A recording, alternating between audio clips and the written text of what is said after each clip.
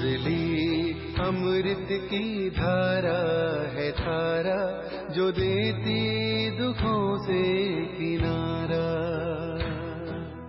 मुरली अमृत की धारा है धारा, जो देती दुखों से किनारा। भूले जीवन में हो जाए शिव बाबा मुरली में समझाए। भूले जीवन में हो जाए शिव बाबा। ओम शांति। आज की तारीख है 24 दिसंबर 2023 के बाबा के व्यक्त महावाक्य। Revise date 3/4/1997 Madhuban. अव्यक्त बाप दादा, पुराने संस्कारों को खत्म कर अपने निजी संस्कार धारण करने वाले एवर रेडी बनो। आज बाप दादा अपने चारों ओर से विश्व के बाप के लव में लवलीन और लक्की बच्चों को देख रहे हैं। हर एक बच्चे के भाग्य पर बाप को भी नाज है कि मेरे बच्चे वर्तमान समय इतने महान हैं, जो सारे कलम में, चाहे देवता स्वरूप में, चाहे धर्म नेताओं के रूप में, चाहे महात्माओं के रूप में, चाहे पद्मपति आत्माओं के रूप में, किसी का भी इतना भाग्य नहीं है जितना आप ब्राह्मणों का भाग्य है। तो अपने ऐसे श्रेष्ठ भाग्य को सदा स्मृति में रखते हो, सदा यह अनहद गीत मन में गाते रहते हो कि वाह भाग्य विधाता बाप और वाह मुझ श्रेष्ठ आत्मा का भाग्य। यह भाग्य का गीत सदा ऑटोमेटिक बजता रहता है।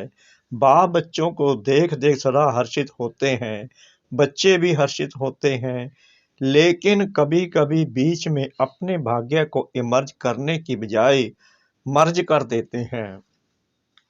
जब बाप देखते हैं कि बच्चों के अंदर अपने सौभाग्य का नशा निश्चय मर्ज हो जाता है तो क्या कहेंगे, ड्रामा।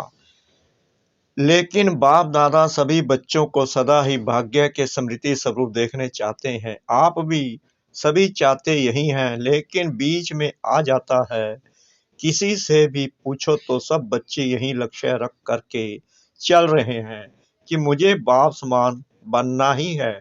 लक्ष्य बहुत अच्छा है, जब लक्ष्य श्रेष्ठ है, बहुत अच्छा है, फिर कभी इमर्ज रूप कभी मर्ज रूप क्यों। बाबा कह रहे हैं जब लक्ष्य श्रेष्ठ है, बहुत अच्छा है, फिर कभी इमर्ज रूप कभी मर्ज रूप क्यों। कारण क्या। बाप दादा से इतने अच्छे अच्छे वादे भी करते हैं, रूह रिहान भी करते हैं, फिर भी लक्ष्य और लक्षण में अंतर क्यों। तो बाप दादा ने रिजल्ट में देखा कि कारण क्या है। वैसे तो आप सब जानते हैं, नई बात नहीं है, फिर भी बाप दादा रिवाइज कराते हैं। बाप दादा ने देखा 3 बातें हैं। एक है सोचना, संकल्प करना, दूसरा है बोलना, वर्णन करना, और तीसरा है कर्म में, प्रैक्टिकल अनुभव में और चलन में लाना। कर्म में लाना तो तीनों का समान बैलेंस कम है। जब बैलेंस होता है तो निश्चय और नशा इमर्ज होता है, और जब बैलेंस कम है तो निश्चय और नशा मर्ज हो जाता है। रिजल्ट में देखा गया कि सोचने की गति बहुत अच्छी भी है और फास्ट भी है। बोलने में रफ्तार और नशा वह भी 75% ठीक है। बोलने में मेजॉरिटी होशियार भी है, लेकिन प्रैक्टिकल चरण में लाने में टोटल मार्क्स कम है। तो 2 बातों में ठीक है, लेकिन तीसरी बात में बहुत कम है। कारण जब संकल्प भी अच्छा है, बोल भी बहुत सुंदर रूप में है, फिर प्रैक्टिकल में कम क्यों होता है। कारण क्या जानते हो, हाँ या ना बोलो। जानते बहुत अच्छा है। अगर किसी को भी कहेंगे इस टॉपिक पर भाषण करो या क्लास कराओ तो कितना अच्छा क्लास कराएंगे, और बड़े निश्चय नशे फलक से भाषण भी करेंगे, क्लास भी कराते हैं। बाप दादा सबके क्लासेज सुनते हैं, क्या क्या बोलते हैं, मुस्कुराते रहते हैं। वाह वाह बच्चे वाह। मूल बात है बाप दादा ने पहले भी सुनाया है। यह रिवाइज कोरस चल रहा है। तो बाप कहते हैं कि कारण एक ही है, ज्यादा भी नहीं है, एक ही कारण है। और बाप दादा समझते हैं कि कारण को निवारण करना मुश्किल भी नहीं है, बहुत सहज है, लेकिन सहज को मुश्किल बना देते हैं। मुश्किल है नहीं, बना देते हैं। क्यों? नशा मर्ज हो जाता है।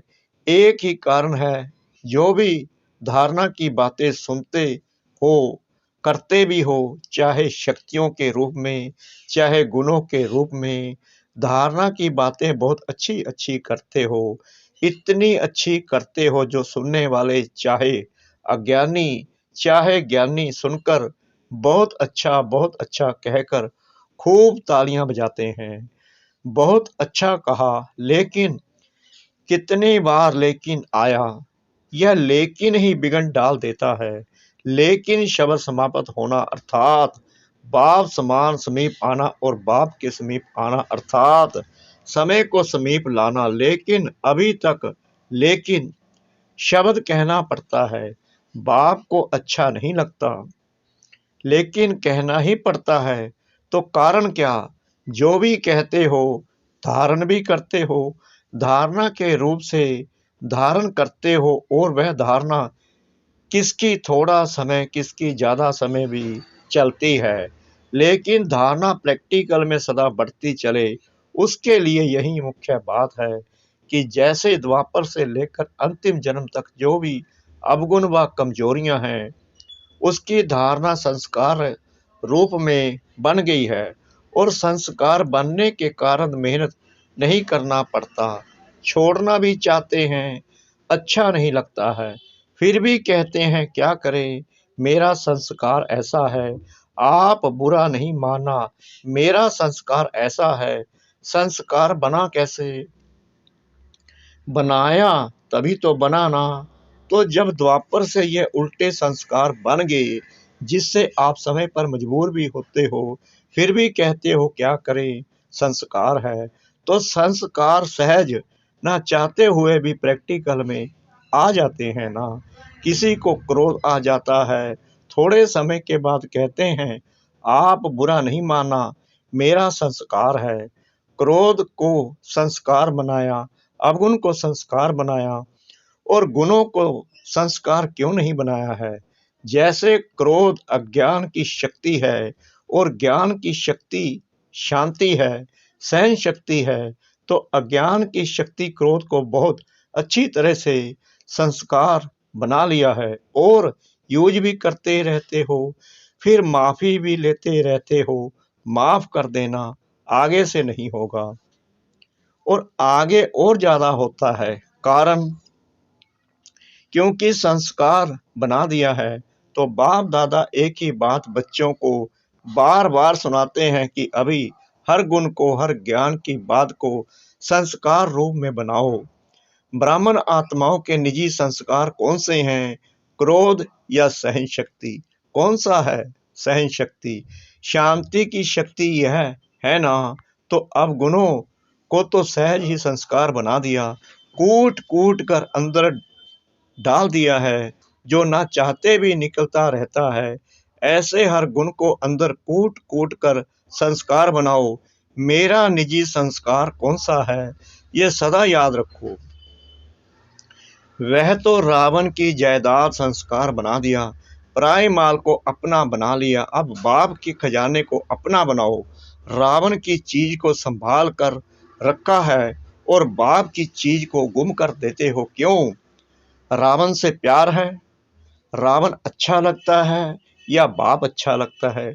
बाबा पूछ रहे हैं क्या रावण अच्छा लगता है, जो रावण की चीज को संभाल कर रख लेते हो?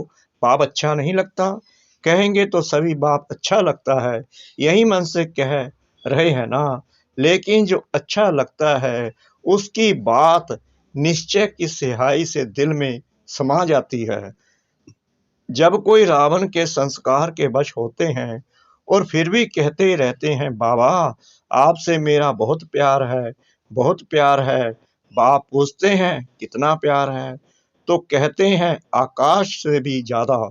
बाप सुन करके खुश भी होते हैं कि कितने भोले बच्चे हैं। फिर भी बाप कहते हैं, बाप का सभी बच्चों से वायदा है कि दिल से अगर एक बार भी मेरा बाबा बोल दिया, फिर भले बीच बीच में भूल जाते हो, लेकिन एक बार भी दिल से बोला मेरा बाबा, तो बाप भी कहते हो जो भी हो जैसे भी हो मेरे ही हो, ले तो जाना ही है। सिर्फ बाप चाहते हैं कि बाराती बनकर नहीं चलना, सजनी बनकर चलना। सुनकर के तो सभी बहुत खुश हो रहे हैं, अपने ऊपर हंसी भी आ रही है। अभी सुनने के समय अपने ऊपर हंसते हो ना, अपने ऊपर हंसी आती है, और जब होश करते हो तब लाल पीले हो जाते हो। लेकिन बाप ने रिजल्ट में देखा कि बच्चों में एक विशेषता बहुत अच्छी है। कौन सी? पवित्रता में रहना। इसके लिए कितना भी सहन करना पड़ा है, कितना भी अपोजिशन करने वाले सामने आए हैं, लेकिन इस बात में 75% अच्छे हैं। कोई कोई गपोड़ा भी लगाते हैं, लेकिन फिर भी 75% ने इस बात में पास होकर दिखाया है। अब उसके बाद दूसरा सब्जेक्ट कौन सा आता है? क्रोध। देवहान तो टोटल है ही, लेकिन देखा गया है कि क्रोध की सब्जेक्ट में बहुत कम पास हैं। ऐसे समझते हैं कि शायद क्रोध कोई विकार नहीं है, यह शास्त्र है, विकार नहीं है। लेकिन क्रोध ज्ञानी तो आत्मा के लिए महाशत्रु है, क्योंकि क्रोध अनेक आत्माओं के संपर्क में आने से प्रसिद्ध हो जाता है, और क्रोध को देख करके बाप के नाम की बहुत ग्लानि होती है। कहने वाले यही कहते हैं, देख लिया, ज्ञानी तो आत्मा बच्चों को क्रोध के बहुत रूप हैं। एक तो महान रूप आप अच्छी तरह से जानते हो, दिखाई देता है, यह क्रोध कर रहा है। दूसरा, क्रोध का सूक्ष्म स्वरूप अंदर में ईर्ष्या, द्वेष, घृणा होती है। इस स्वरूप में जोर से बोलना या बाहर से कोई रूप नहीं दिखाई देता है, लेकिन जैसे बाहर क्रोध होता है तो क्रोध अग्नि रूप है ना, वह अंदर खुद भी जलता रहता है और दूसरे को भी जलाता है। ऐसे ईर्ष्या, द्वेष, घृणा ये जिसमें है, वह इस अग्नि में अंदर ही अंदर जलता रहता है, बाहर से लाल पीला नहीं होता। लाल पीला फिर भी ठीक है, लेकिन वह काला होता है। तीसरा, क्रोध की चतुराई का रूप भी है। वह क्या है? कहने में समझने में ऐसे समझते हैं, वह कहते हैं कि कहाँ कहाँ सीरियस होना ही पड़ता है, कहाँ कहाँ ला उठाना ही पड़ता है कल्याण के लिए। अभी कल्याण है या नहीं, वह अपने से पूछो। बाप दादा ने किसी को भी अपने हाथ में ला यानी कानून उठाने की छुट्टी नहीं दी है। क्या कोई मुरली में कहा है कि भले ला उठाओ, क्रोध नहीं करो? ला उठाने वाले के अंदर का रूप वही क्रोध का अंश होता है। जो निमित्त आत्माएं हैं वह भी ला उठाते नहीं हैं, लेकिन उनको ला रिवाइज कराना पड़ता है। ला कोई भी नहीं उठा सकता, लेकिन निमित्त है तो बाप द्वारा बनाए हुए ला को रिवाइज करना पड़ता है। निमित्त बनने वालों को इतनी छुट्टी है, सबको नहीं। आज बाप दादा थोड़ा ऑफिशियल शिक्षा दे रहे हैं, प्यार से उठाना, क्योंकि बाप दादा बच्चों के लिखे हुए किए हुए वादे देखकर सुनकर मुस्कुराते रहते हैं। अभी बाप दादा ने जो सुनाया कि हर गुण को निजी संस्कार बनाओ, अंडरलाइन किया, तो अभी से यह कहना कि शांत स्वरूप में रहना, सहनशील बनना, यह तो मेरा संस्कार बन गया है।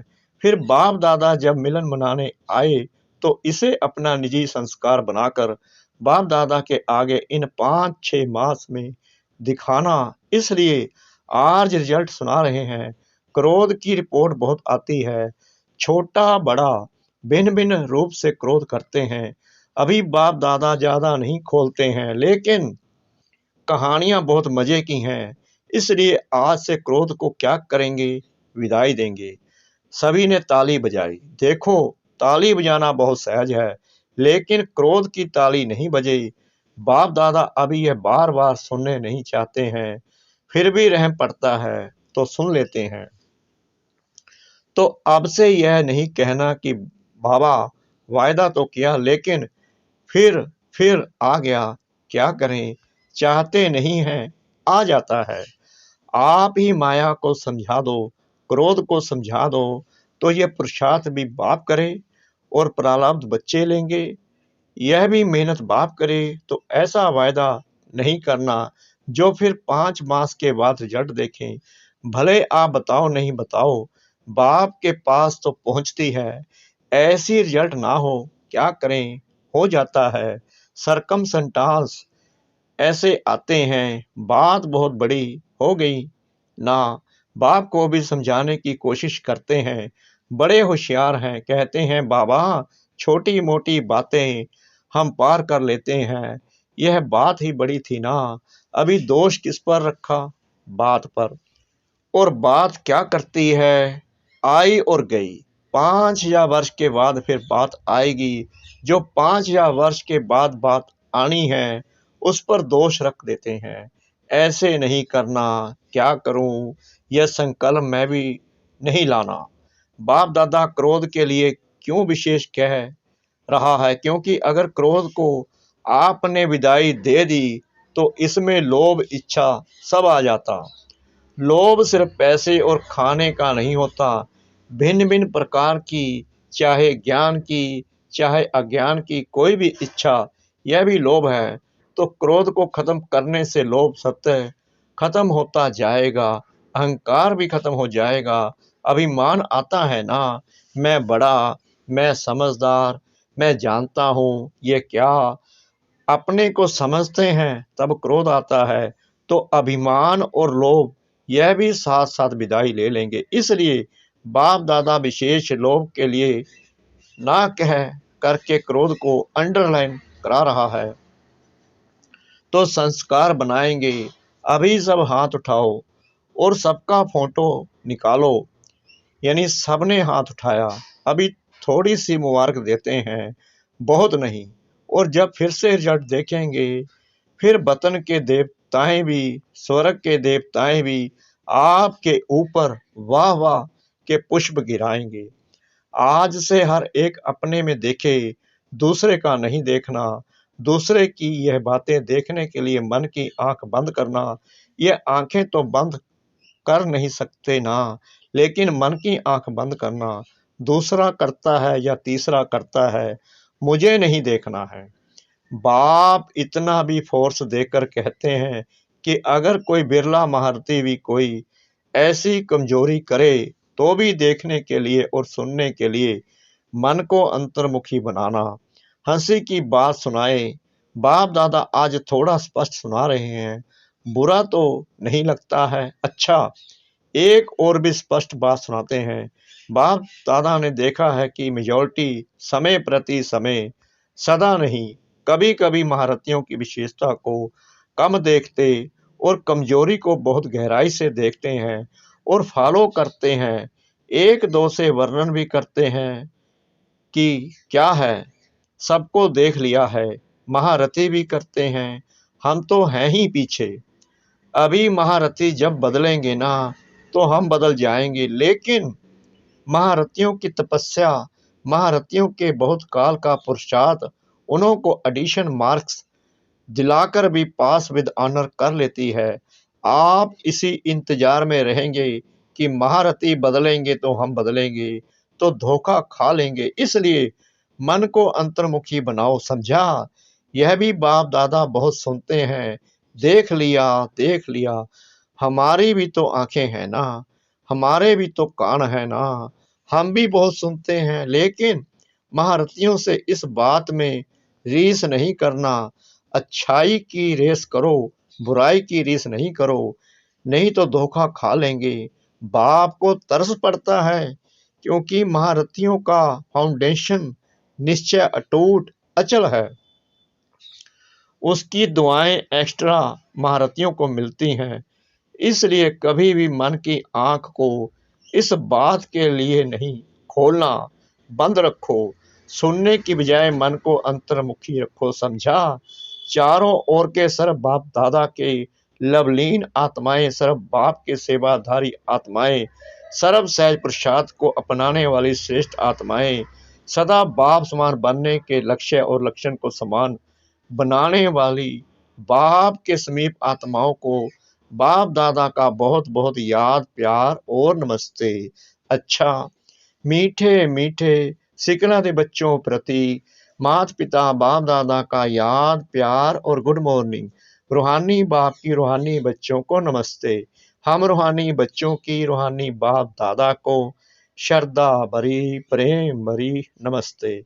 शुक्रिया बाबा, शुक्रिया बाबा, शुक्रिया बाबा, इस मीठी मीठी मीठी मुरली के लिए। मुरली का वरदान। सबको अमर ज्ञान दे, अकाले मृत्यु के भय से छुड़ाने वाले शक्तिशाली सेवाधारी भव। दुनिया में आजकल अकाले मृत्यु का ही डर है। डर से खा भी रहे हैं, चल भी रहे हैं, सो भी रहे हैं। ऐसी आत्माओं को खुशी की बात सुनाकर भय से छुड़ाओ। उन्हें खुशखबरी सुनाओ कि हम आपको 21 जन्मों के लिए अकाले मृत्यु से बचा सकते हैं। हर आत्मा को अमर ज्ञान दे, अमर बनाओ, जिससे वह जन्म जन्म के लिए अकाले मृत्यु से बच जाए। ऐसे अपने शांति और सुख के वाइब्रेशन से लोगों को सुख चैन की अनुभूति कराने वाले शक्तिशाली सेवाधारी बनो। स्लोगन: याद और सेवा का बैलेंस रखने से ही सर्व की दुआएं मिलती हैं। याद और सेवा का बैलेंस रखने से ही सर्व की दुआएं मिलती हैं। ओम शांति।